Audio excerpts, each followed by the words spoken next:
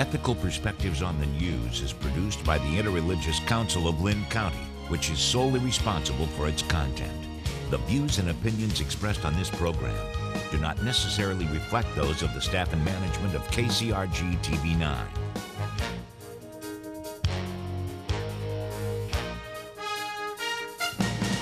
Good morning. Welcome to Ethical Perspectives on the News. I'm Bob Sessions, Professor of Philosophy at Kirkwood Community College. After more than a decade of warfighting in Iraq and Afghanistan, the American people are understandably weary of a foreign policy of intervention to prevent evils, whether real, as in the Taliban and al-Qaeda in Afghanistan, or imagined, for example, the weapons of mass destruction in Iraq. Under President Obama's leadership, we are witnessing rather rapid withdrawals of our large military presence in both countries, and there's little doubt that his policy is driven in large measure by our war weariness. Unfortunately, new conflicts are arising in the Middle East and Africa that bring calls for assistance from other nations. France just intervened in a strong way in Mali, and several European nations joined the United States in providing military assistance and other kinds of assistance to the rebels in Libya. Both interventions seem to have been successful and much appreciated by the people of those countries. Americans' policy, though, has been reluctant and limited to equipment, ordnance, intelligence, and advice, but no American troops. Now there is a growing chorus of commentators criticizing President Obama and, by extension, the American people's unwillingness to provide any substantial aid to the rebels in Syria. In its third year, the Syrian civil war has cost 70,000 or more lives, and there are 1 million refugees who have escaped to nearby countries and are living in awful conditions in many cases, and upwards of 2 million Syrians have been displaced internally. This humanitarian crisis worsens daily. This terrible war also threatens to spill over into neighboring countries as groups like Hezbollah take sides, which means that the uneasy peace in a very volatile region is threatened. One reason for the Obama administration's hesitancy, perhaps, is how complicated the situation is, with many factions opposing Assad, but we do not want to back all of their agendas. But clearly, Lebanon, Iran, Saudi Arabia, and now Iraq are being drawn into this unholy war. For the new Secretary of State, John Kerry, the President has signaled his interest in helping the rebels who have united by doubling our humanitarian pledge to $60 million. But our aid continues to be non-military and far short of what is needed to respond to the humanitarian crisis, let alone to the military needs of the rebels. What should the United States do? The threat is not from weapons of mass destruction, although many analysts fear that some Islamist groups trying to oust Assad have their eyes on his chemical weapons. And neither the Taliban nor al-Qaeda is a main actor in Syria. This is a civil war wherein several different groups are trying to end a tyrannical rule by an increasingly nasty strongman, and in the process, a humanitarian crisis is occurring. Even if we want to avoid wars such as Iraq or Afghanistan, if we really care about the plight of the oppressed, shouldn't we be willing to mount a humanitarian war? Shouldn't Obama be willing to be a liberal interventionist? The foreign policy issues are difficult ones that few of us are capable of answering intelligently because we lack detailed knowledge of the situation in Syria.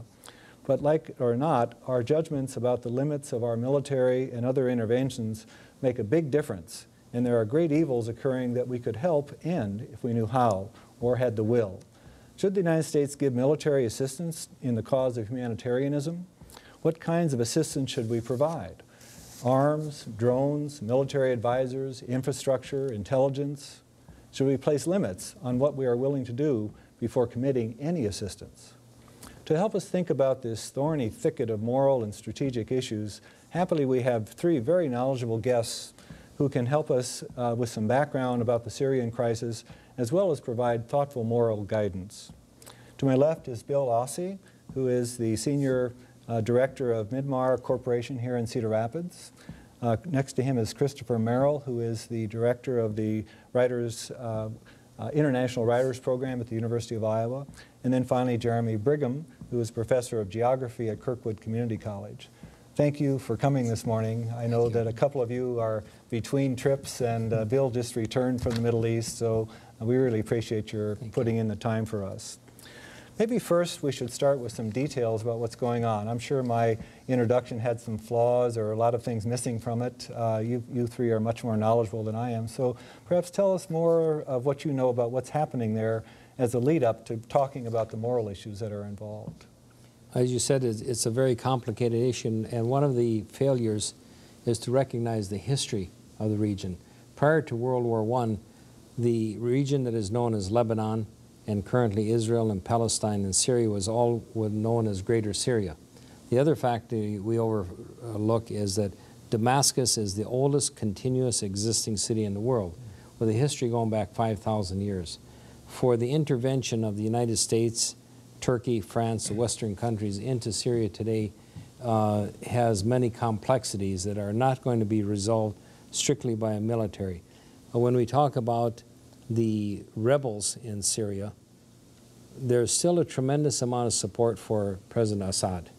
And even though he has a type of rule that is not amenable to many of the countries, we still have to recognize that it is a legitimate, recognized country. And to support what are called rebels, it presents a dilemma in drawing us almost back to the position of what was the Cold War, where Russia and China have very strongly supported their position, and the United States, France, Turkey, some of the Gulf regions have staked their position, and it is the people of Syria that are suffering. Mm-hmm. Now, when you mention about 70-some thousand Syrians dying, when you come to Middle East policy, it always comes back to the same issue of duplicity.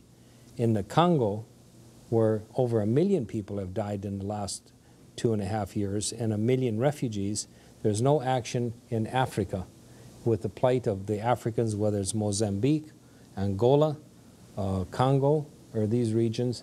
But when it comes to the Middle East, it comes to frontline newspaper heads about the number of people are displaced, about chemical weapons, about all of the chaos. So we have to understand historically the region and how the inequities of foreign policy prevail, whether it's South America or Africa or that region. So I'll give the others their insight. Perhaps you could add some things, Chris or Jeremy. I would just add to Bill's very elegant observations that this is a place where a lot of different actors are hard at work.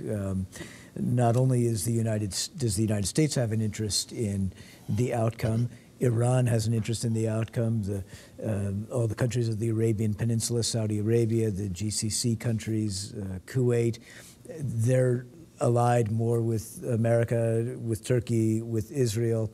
The Russians have a hand to play here, the Chinese have a hand to play here. So we are playing with fire, and that's what complicates any decision about whether to intervene and how to intervene. I want to look at a little different part of the history, and sort of building on what you said, but the internal struggle within Syria. How did the Alawis gain control of the government? Assad is a member of the Alawi group, which is a kind of a unique religious group that has very secretive practices. It claims to be Shia, but there are some elements of Christianity that have entered into it also. They gained power because they were poor when Syria was first formed, and the only way they could really get a good education was to enter into the military.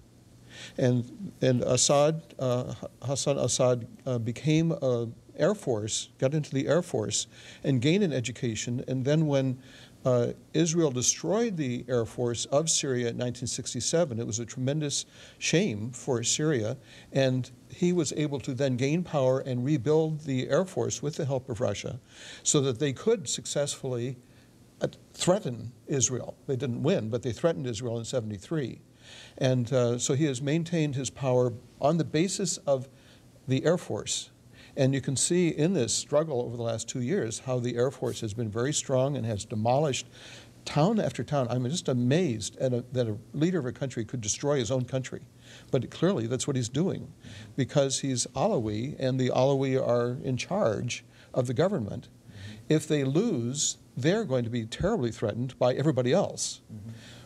The chief opponents are the Sunni, but there are Druze in Syria also.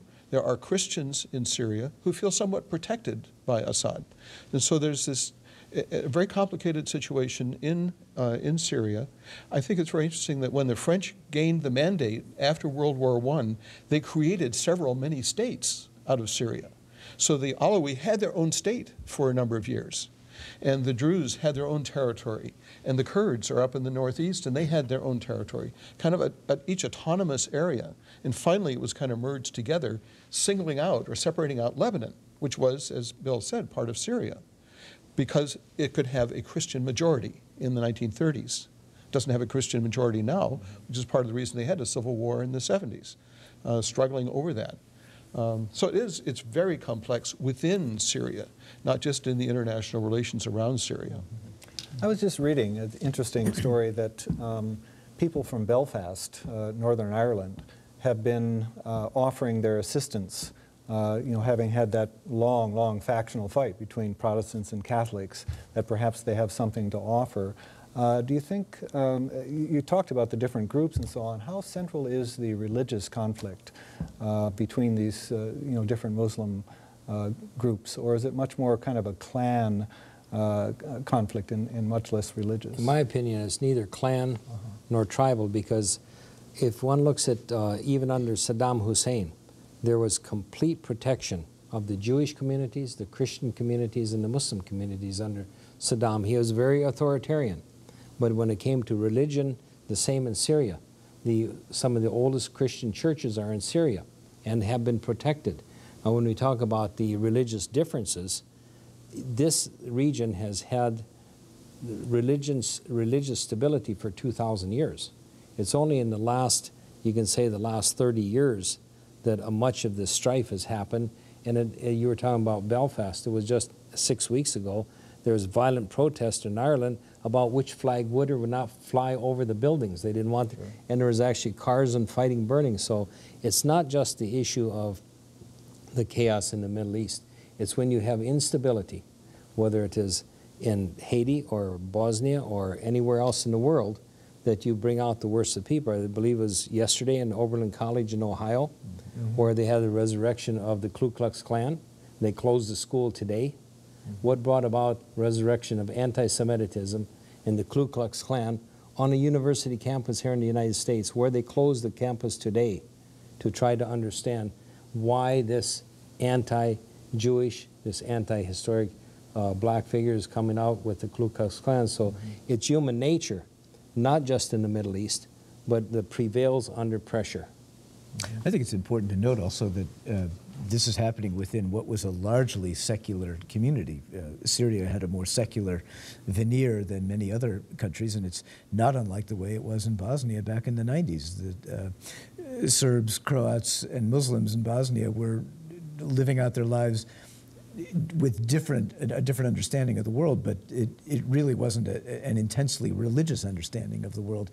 The economy goes down the drain, politicians figure out how to play one group against another, and suddenly those differences, which for much of a person's life might seem minor, become major. And that's when war begins, all bets are off.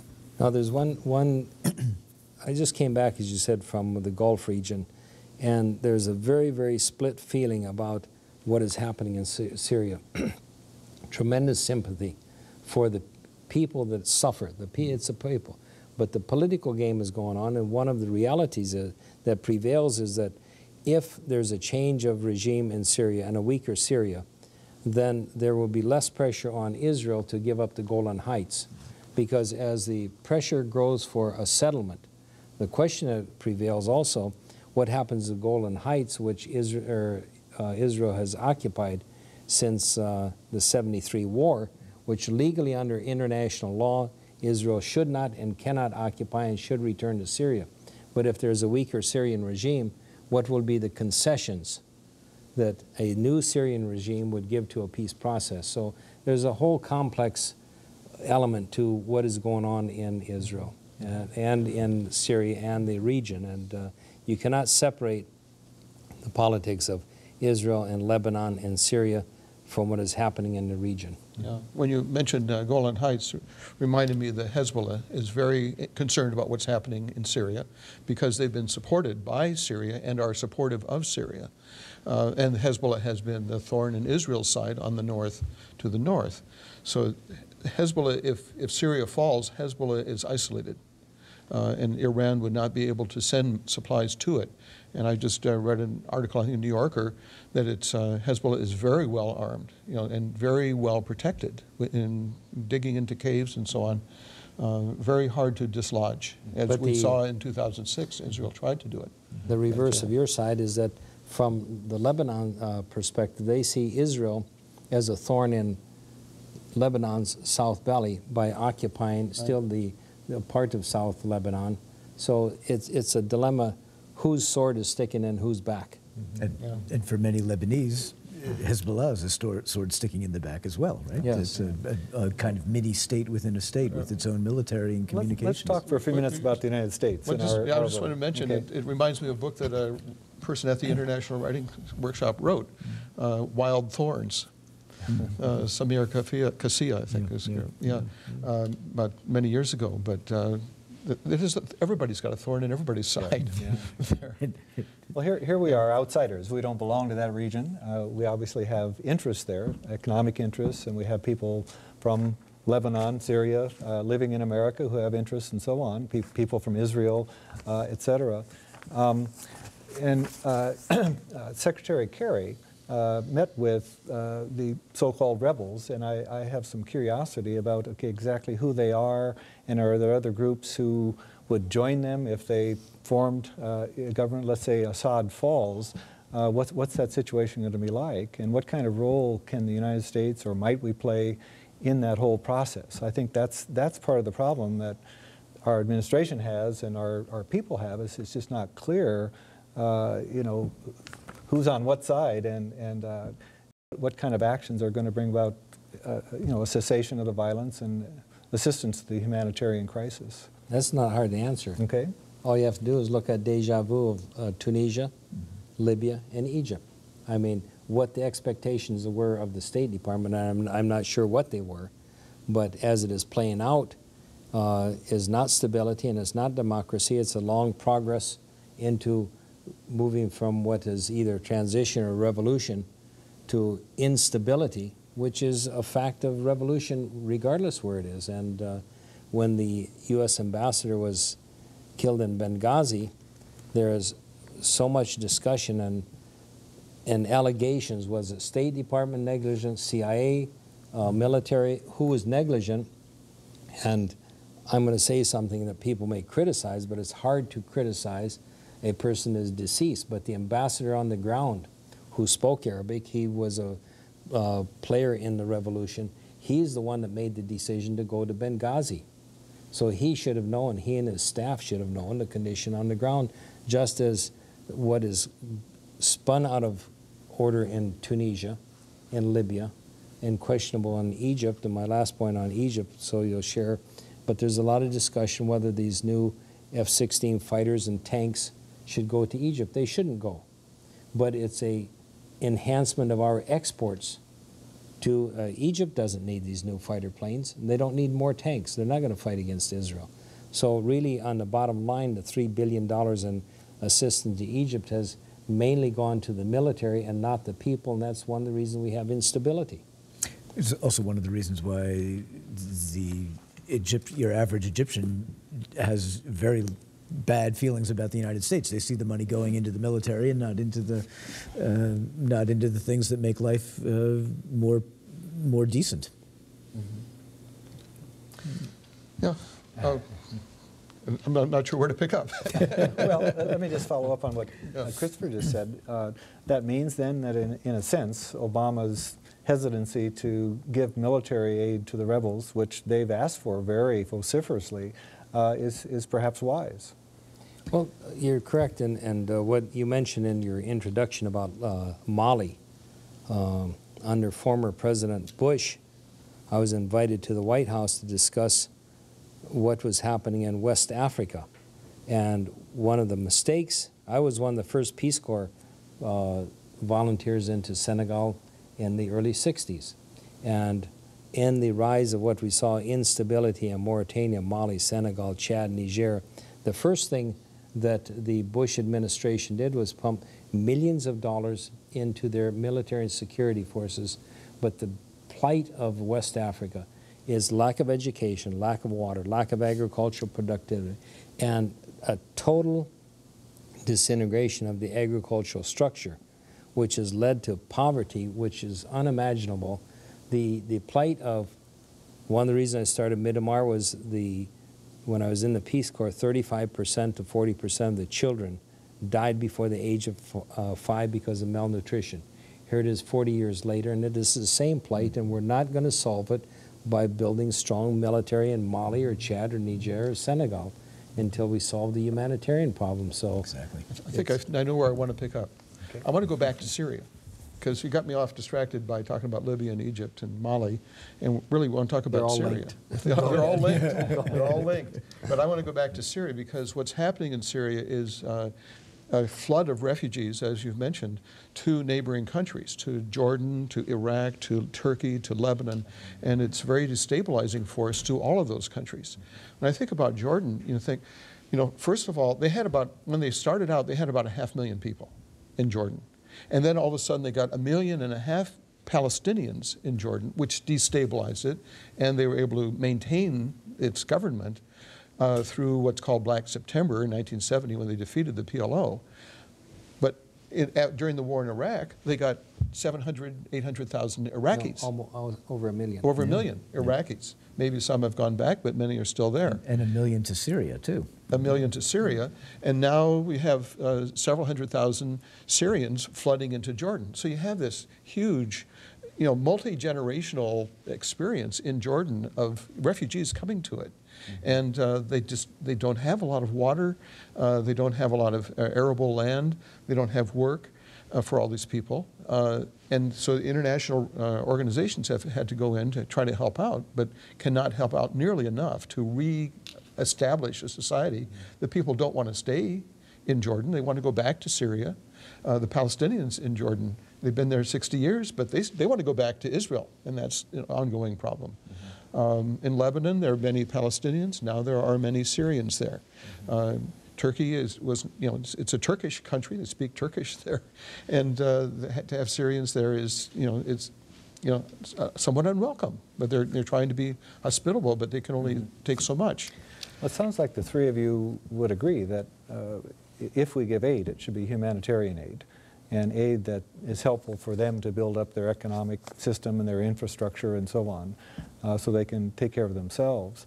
But what do you do in a situation where you've got the fighting going on, and the people who are fighting against Assad are screaming for military assistance, and the war is going to continue because they're getting arms from somewhere, perhaps not adequate to their desires. And how do you get humanitarian aid in there if the fighting is still going on? You see what the dilemma is. Well, it's important to remember Secretary Kerry actually came out today in Doha saying that the U.S. will provide more military assistance, or it encourages more military assistance, presumably from Saudi Arabia, Qatar, and Bahrain. We've already been giving humanitarian assistance, and we've added things like communications equipment and night vision goggles and the like. The Russians and the Iranians are pumping arms and intelligence into Assad's regime. We are countering through our Arab allies. It leaves us in a kind of a stalemate between the two sides. That's one part of the process of the project, and the other part will be, so military is one side, and there will have to be humanitarian intervention as well. What I'm going to say is not an endorsement of Assad or his regime or their atrocities, but it's continually referred to as support to the rebels. So what is that saying? That we are supporting an unofficial insurrection against a recognized government. And in the end, it is the people that suffer. If any one of us on the panel or anyone listening to this can imagine that one day or one morning or one evening they leave their home with one suitcase, and that's all you take from your home, and you're transplanted, whether it's 50 miles or 150 miles to Canada or Mexico or Haiti or anywhere else, and you leave your entire life, everything from professionals to educated people.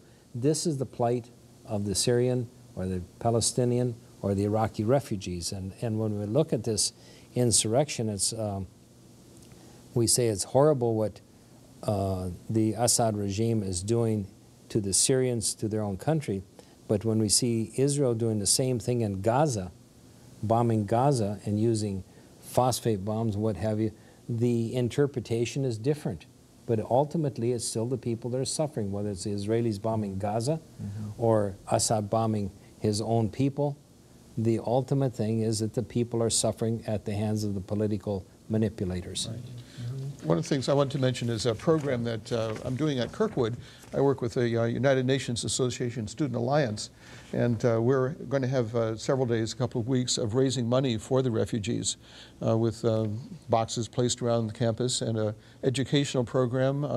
Numan Abuisa from Iowa City is going to speak, and some students are going to respond to that. He's going to talk about the whole region, about arms and weapons going into Syria and people leaving Syria, and how Syria is connected to all these other countries, both the inflow and the outflow. And then we're going to have a bake sale in another week and raise some more money, and hopefully send money to the High Commission for Refugees, to UNICEF, and to the World Food Program, all of whom are working. And there are really dozens and dozens of agencies trying to help refugees. They need the coordination of the High Commission for Refugees and UNICEF. Yeah. So many people around the world are concerned, but as my granddaughter said this evening, we don't talk about Syria very much at school.